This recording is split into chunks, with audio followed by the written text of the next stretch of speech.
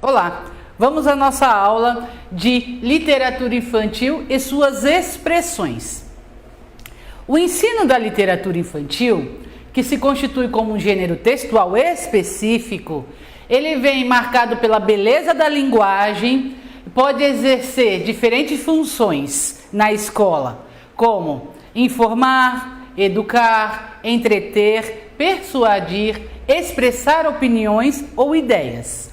E para isto, para a gente poder ter atingir este objetivo da literatura infantil na escola, então, professor, a importância de nos apropriarmos da gramática da literatura infantil. Bora lá? Para conhecer bem a linguagem e escrever bem, precisamos conhecer a gramática. Lembrando que a gramática tem como principal função regular a linguagem e estabelecer os padrões de escrita e fala para os falantes de uma língua. Escrever respeitando o conjunto de prescrições e regras da língua portuguesa é conhecer bem a língua escrita e falada. Sendo assim, possibilita a aquisição de habilidade de escrever bem, falar bem dentro de uma norma culta.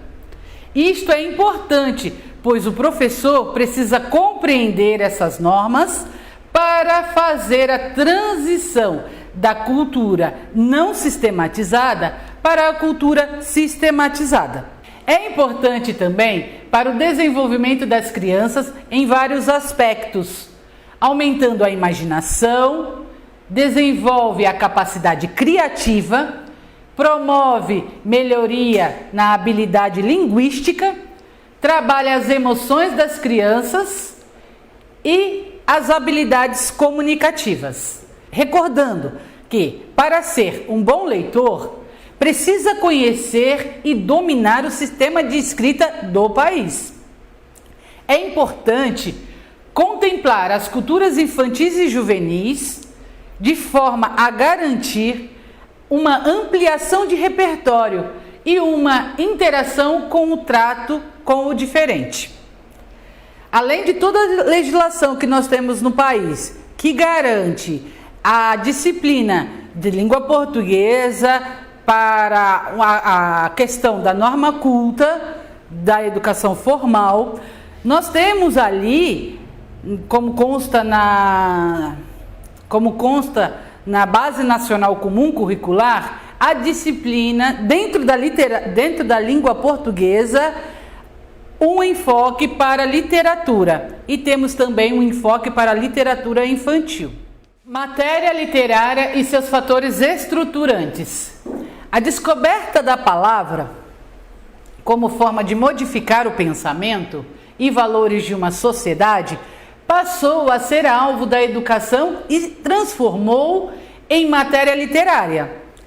Na organização da matéria literária narrativa, percorre 10 fatores estruturantes, sendo eles o narrador, que é a voz que fala, o foco narrativo, o ângulo ou a perspectiva de visão escolhida pelo narrador para ver os fatos relatados, a história, que é o enredo, a efabulação, a trama da ação, o gênero narrativo, que depende da natureza do conhecimento de mundo implícito na narrativa, podendo assumir 3 formas diferentes: conto, novela e romance. Personagens, aquele que vive em ação. O espaço, o ambiente, o cenário, a paisagem, o local. O tempo, período de duração da situação narrativa. A linguagem de discurso narrativo, elemento concretizado da invenção literária. E o leitor ou ouvinte, provável destinatário visado pela comunicação. O gênero narrativo se apresenta de 3 formas: conto, que são narrativas curtas; novela é uma longa narrativa estruturada em várias pequenas narrativas; e romance, que é o universo organizado em torno de uns sistemas e valores coesos e unificados por um pensamento ordenado. Desenvolve-se em torno de um único eixo dramático. São muitos os acontecimentos encadeados pela efabulação, porém todos ligados diretamente ao quê? Ao eixo central e por eixo justificado. Então nós temos também nas matérias literárias e seus fatores estruturantes o quê? O modo de narrar os gêneros da literatura infantil, que são a linguagem simbólica. Vamos ver elas uma por uma. A fábula, o que é? Narrativas curtas, cujos personagens, em sua maioria, são animais, que falam, dialogam, diferentes pontos de vistas, representam sempre uma ideia, têm uma intenção, costuma trazer uma moral implícita ou explícita ao final de cada história. Parábola, comentários ou indiretas que permite uma situação comum vivenciada por homens e mulheres sejam compreendidas de imediato em outro nível de significação mais ampla. A parábola a gente encontra muito, assim, só para a gente simplificar, nos textos bíblicos, principalmente nos evangelhos.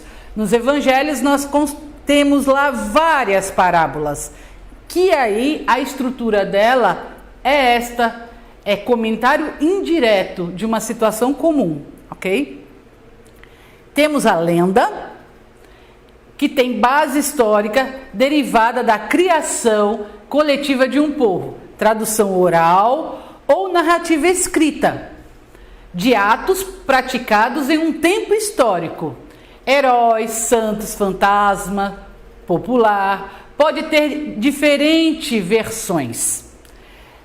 Lembra que a gente estudou lá os contextos históricos? Então, isto é muito importante para que a gente consiga identificar qual gênero literário que a gente está, quando a gente lê uma leitura, em qual gênero literário ele se encontra, ok? E temos também aqui o mito. O mito são as narrativas atemporal, fabulosa, explicando as origens de forma não racional, transmitida pela tradição, referente a deuses que encantavam simbolicamente as forças da natureza. Os aspectos da condição humana, imagem simplificada, frequente e ilusória, que grupos humanos elaboram, aceitam e que têm um papel determinado no seu comportamento. Um mito que assim fica fácil da gente compreender e diferenciar mito de lenda é o mito do Papai Noel. Porque o Papai Noel, conforme a história conta, é o quê? É um bom velhinho, um homem que existiu e que fez umas boas ações, entregando presente para as crianças. Então, vocês estão percebendo a relação aqui no conceito de mito? Então, são aspectos das condições humanas. Isso diferencia o gênero. Você consegue perceber quando é lenda, consegue fazer essa diferença quando é lenda e mito por esta condição humana, ok? Agora nós vamos entrar nos gêneros e a linguagem simbólica mais conhecida na literatura infantil. Quando a gente fala de literatura infantil, o que vem à nossa mente em primeiro lugar? São o quê? Os contos de fadas. Então agora nós vamos estudar o conceito de contos de fadas. Ela é de origem celta, são variações do conto popular. A palavra fada vem do latim, fatum, significa destino ou fado. São narrativas curtas, histórias que se produzem a partir de um motivo principal. Envolve alguns tipos de magia, transmite conhecimentos e valores culturais, de geração para geração oralmente. Lembra que aqueles autores, né, Perrault, La Fontaine, ele juntou os irmãos Grimm, ele juntou os contos de fadas, porque eles recolheram as tradições orais e escreveram, não é? É o que nós temos hoje. Então, os heróis, as heroínas têm de enfrentar nos contos de fadas grandes obstáculos antes de triunfar contra o mal. As características do conto de fada na sua origem são: eles não foram escritos para criança. Isso vocês têm que ter isso assim nítido. Porém, hoje pode-se contar contos de fadas para as crianças, sim, ok? Porque já foram retiradas todas aquelas cenas inapropriadas para o mundo infantil, ok? Eram entretenimento para os adultos, contados em reuniões sociais, nas salas, nos campos, aonde eles se reuniam. Os contos destacados são Branca de Neve e os Sete Anões, A Bela e a Fera, A Pequena Sereia, Rapunzel, Cinderela, Chapeuzinho Vermelho, Aladim, Esmeralda e Gulliver. As características de contos de fadas são: todos os contos de fadas têm que ter o título e o nome do protagonista, da personagem principal. Então, todo conto de fada, o título é o quê? É o nome da protagonista principal.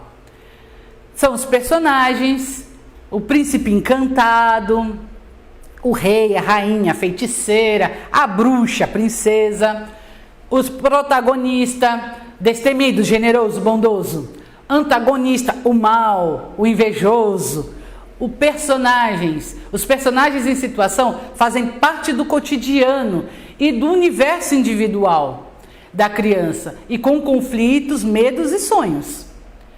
A rivalidade de gerações, a convivência de crianças com adultos, as etapas da vida, nascimento, amadurecimento e morte, sentimentos como amor, ódio, inveja e amizades são apresentados nos contos de fadas para oferecer uma explicação para o mundo que nos rodeia e permite criar formas de lidar com isso.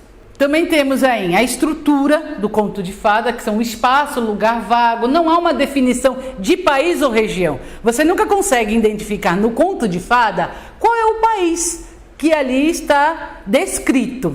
Tudo bem? Tempo, indefinição do tempo. Na forma inicial é o quê? Era uma vez. Salienta que os temas não se referem apenas do presente tempo e espaço. E a situação inicial. No conto de fadas nós temos a situação inicial, que é o quê? A apresentação dos personagens, a caracterização do protagonista, o cenário, o tempo, o conflito e o desfecho. A linguagem léxico, a bondade e a maldade, castelo, floresta, bosque, que está se relacionando ao cenário. Os personagens comparados a outros elementos, tão bonito quanto, tão bom quanto. Isso tudo nós temos na característica dos contos de fada. Agora vamos analisar as fábulas. As fábulas, ela é de origem do Oriente Médio. Em latim, fábula significa história. São texto narrativo curto, utilizado há muito tempo. E as fábulas sempre vêm com uma moral. No final, elas sempre. E nesse fundo moral, geralmente, é utilizado para fins educativos.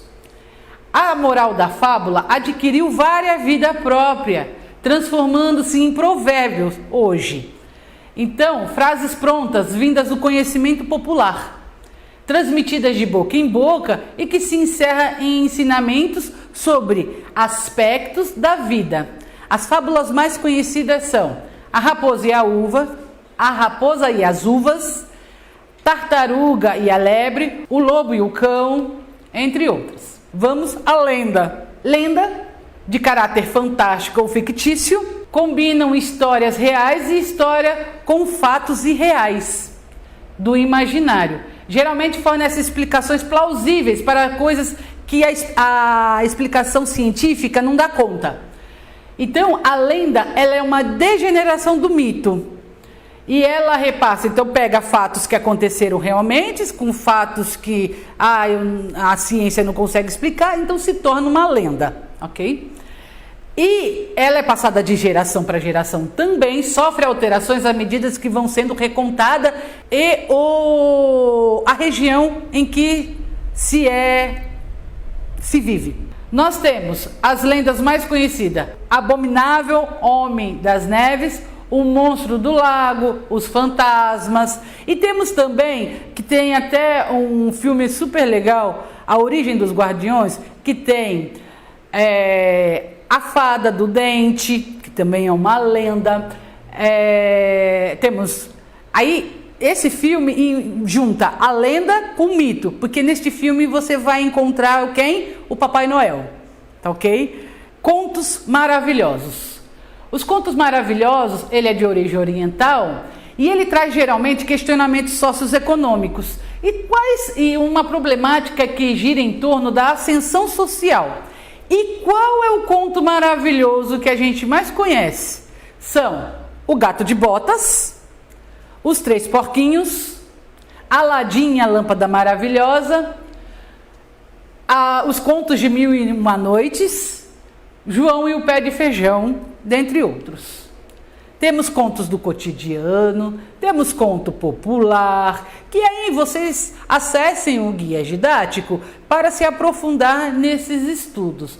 Então vamos lá, mais outros contos que nós temos. Os contos de exemplos, contos de animais, contos religiosos, os contos etiológicos, os contos acumulativos e o conto de adivinhação. Os contos acumulativos, só para poder entender rapidinho, são aqueles que estava a velha no seu lugar, veio a mosca lhe fazer mal, a mosca na velha e a velha fiar. Estava a mosca no seu lugar, veio o gato lhe fazer mal, o gato na mosca, a mosca na velha e a velha fiar. Isto é o conto acumulativo. E os contos de adivinhação.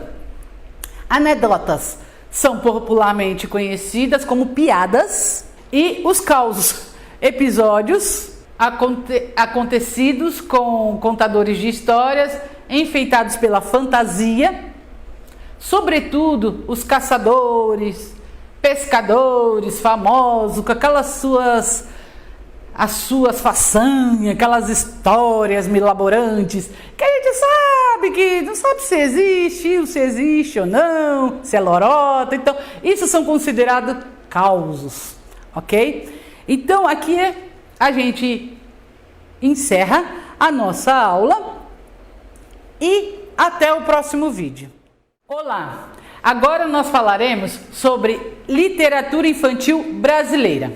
No Brasil, com a implementação oficial da imprensa régia em 1808, cria o primeiro jornal da colônia americana, a Gazeta do Rio de Janeiro. E surgem as primeiras publicações destinadas ao público infantil, que se constituía principalmente em traduções dos livros europeus. Vocês lembram que em 1808 houve uma grande transformação social, política e econômica no Brasil com a chegada da família real. Então, o que nós temos aí? Na virada do século do 19 para o século 20, a produção brasileira. O Brasil continuou sendo, na sua maioria, usando as tradições e as adaptações europeias. Com o Alberto Figueiredo Pimentel, esse foi o primeiro pioneiro, o primeiro autor que consolidou no seu Conto da Carochinha 61 contos populares que junta Perrault, Grimm e Andersen. Em 1921, nós temos aí um boom, não é? Na literatura infantil. Quem é? Monteiro Lobato. Ele publica e distribui exemplares das obras para as escolas públicas do estado de São Paulo. A obra Narizinho Arrebitado. E com isso, ele faz chegar até a população que não tinha acesso aos livros a literatura infantil. E na década de 20 e de 30, surgem os novos autores, como Viriato Correia, Cecília Meirelles, períodos de produção genuinamente brasileira. Na década de 40 e 50, o que temos? Os novos desafios, que era manter a continuidade da literatura brasileira. E aí temos produções de livros com público cativo, só que os assuntos abordados ali eram sobre a agricultura que sustentava a economia do país. Isto fica evidente nas histórias ambientadas em sítios, fazendas e especialmente os produtores de café.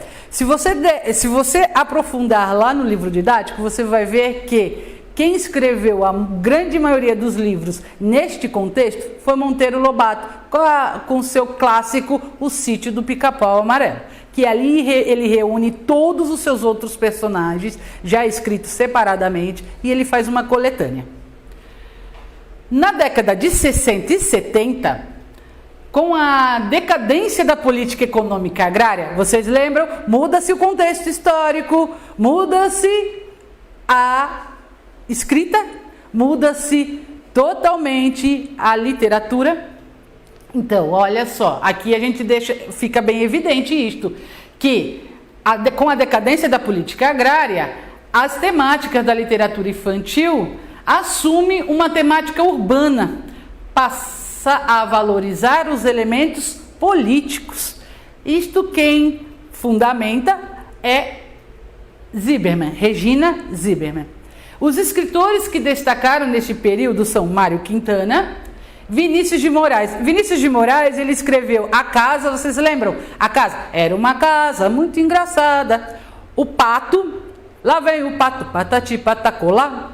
Então, temos também Clarice Lispector, Ziraldo com o Menino Maluquinho, Ana Maria Machado. Uma obra legal da Ana Maria Machado para ser trabalhada é uma história meio ao contrário. Só que para você trabalhar essa história, professor, você precisa primeiro trabalhar os contos de fadas, porque uma história meio ao contrário é uma história que desconstrói os contos de fada. Então, para a gente poder desconstruir alguma coisa, a gente precisa construir, ok? Só lembra disso, que quando for trabalhar este livro específico da Ana Maria Machado, os alunos precisam ter clareza do que é um conto de fada, ok? Temos Ruth Rocha, Marcelo, Marmelo e Martelo, um clássico. E temos também o Reizinho Mandão, que ela também faz uma crítica ao contexto histórico da época, ok? Pedro Bosch, Chico Buarque de Holanda. O Chico Buarque, ele, além de ser músico, ele é um escritor da literatura brasileira.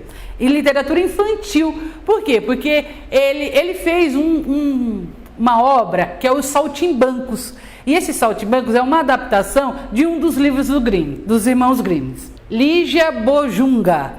Esta escreveu A Bolsa Amarela. Olha, este livro indico para vocês. Vocês precisam se apropriar desta leitura. É uma leitura prazerosa, é uma leitura gostosa. Vocês precisam ver. E temos vários outros autores. Bom, encerramos aqui a literatura brasileira. Até o próximo vídeo.